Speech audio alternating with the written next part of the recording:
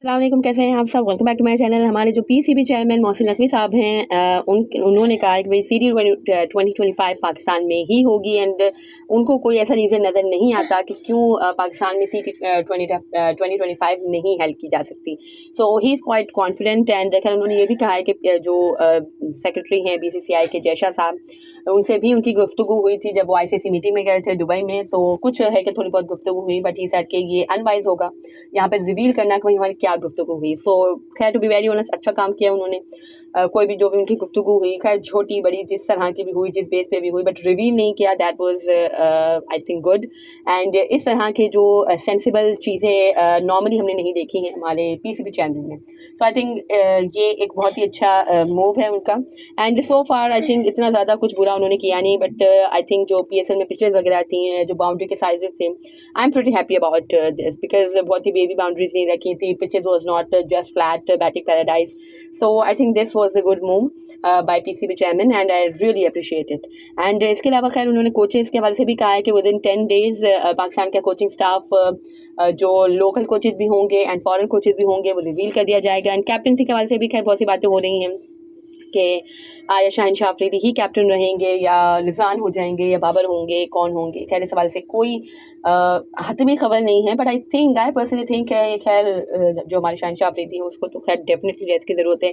आप उसको रेस्ट दे दो न्यूजीलैंड वाली सीरीज़ में। एंड है कि आप रिजवान को कैप्टन बना सकते हो क्योंकि आपने उसको वाइस कैप्टन रखा है। और खैर देख भी सकते हैं, मुझे खैर पर्सनली लगता है कि शाहीन को रेस्ट की ज़्यादा ज़रूरत है। पीएसएल की टीम में भी शाहीन का नाम नहीं है, शाहीन की टीम में अच्छा नहीं किया है, शाहीन ने खुद अच्छा नहीं किया है पूरे पीएसएल में। सो आई डोंट थिंक शाहीन को कंसिडर किया जाना चाहिए। और कैप्टनसी लेने के हवाले से खैर मुझे ऐसा लगता है कि शाहीन को आप रेस्ट दे के अगर रिजवान को ये दे देते हो सीरीज़, और फिर है कि जज करो कि भाई किस तरह की परफॉर्मेंस आ रही है पाकिस्तान की टीम की। And bye the way schedule भी अनाउंस हो गया है पाकिस्तान वर्सेस न्यूजीलैंड की सीरीज़ का, उसके हवाले से भी नज़र डाल लेते हैं कि भाई 18 अप्रैल को फर्स्ट T20I खेला जाएगा, 20 अप्रैल को सेकंड T20I खेला जाएगा, 21 को यानी on the very next day third T20I खेला जाएगा, 25 को नंबर 4 T20I एंड 27 को last and final 5th T20I match खेला जाएगा।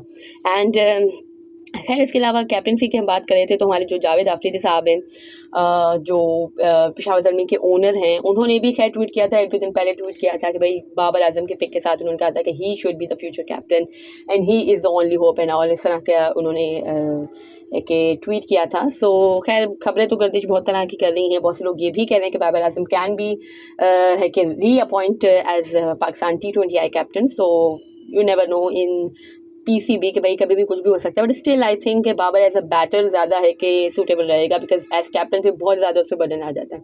एंड यार रिजवान को आप ट्राई कर सकते हो, बट अगेन एक पता नहीं को जो लक का फैक्टर है वो मुझे ऐसा लग रहा है रिजवान के साथ थोड़ा सा मिसिंग होता है, बट स्टिल खैर है। आई think Rizwan would be the best choice. अगर है कि आप शाहीन को हटाते हो तो फिर I think Rizwan would be the best choice. All तो खैर शादाब जीता बेशक है, but as captain I don't admire him, never ever, because Pakistan में भी मतलब पाकिस्तान की साइड के वो भी उन्होंने कैप्टन किया, but I don't admire him as captain. And PSL में भी खैर इतना ज़्यादा कुछ मुझे उन्होंने इम्प्रेस नहीं किया अपनी कैप्टनसी स्किल से, but yeah Rizwan has great leadership quality. So I think आप रिजवान को ट्राई कर सकते हो as captain. By the way Rizwan की परफॉर्मेंस के हवाले से हम बात करें तो रिजवान ने खुद भी एक्नॉलेज कर लिया है कि भैया मैंने अच्छा परफॉर्म नहीं किया, या जो मैंने अपने गोल सेट किए थे उस हवाले से मैं पीएसएल में परफॉर्म नहीं कर सका। एंड वो so disheartened and so disappointed and so sad. And उनकी शहजादियाँ भी बहुत ज़्यादा है कि उदास थी कल का जो वो फाइनल हारे हैं। इट शुड नॉट बी, यानी I mean third consecutive time भाई, it should not be. And I personally think कि भाई मुल्तान सुल्तान डिजर्व भी करती थी, उनको जीतना चाहिए था, और हर बार इतना क्लोज आके हार जाना, third consecutive final defeat should not B, definitely should not B.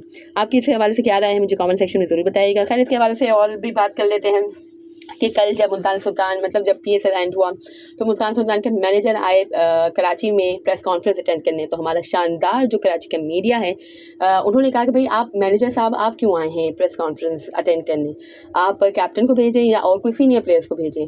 तो ही सेड कि मैं आया हूँ एंड अगर आपको मतलब अटेंड करनी है प्रेस कॉन्फ्रेंस तो यू कैन, एंड अगर नहीं करनी है तो यू विल लीव। तो तमाम ही जर्नलिस्ट आई थिंक सिवाय एक आधे के तमाम जर्नलिस्ट ही जो प्रेस कॉन्फ्रेंस का जो रूम था वो लीव कर दिया उन्होंने। And it should not B, definitely ये एक टीम का डिसीजन होता है कि प्रेस कॉन्फ्रेंस कौन हेल्प करेगा, एंड ये जर्नलिस्ट नहीं डिसाइड कर सकते। ये फ्रेंचाइज खुद डिसाइड करती है कि भाई किसको आप प्रेस कॉन्फ्रेंस अटेंड करने भेज रहे हो। और डेफिनेटली इस तरह का जो बिहेवियर किया गया है कराची मीडिया की तरफ से, it should not be, and it's really है कि हम इसकी मजम्मत करते हैं और पीसीबी को भी खैर इस पर कुछ एक्शन लेना चाहिए। एंड मतलब इस तरह से आपने डिस्ग्रेस ही किया ना मुल्तान के मैनेजर को। And on the other hand I really salute to Multan manager कि भाई अच्छी तरीके से उन्होंने हैंडल किया इन तरह के जो इस तरह के जर्नलिस्ट होते हैं उनको।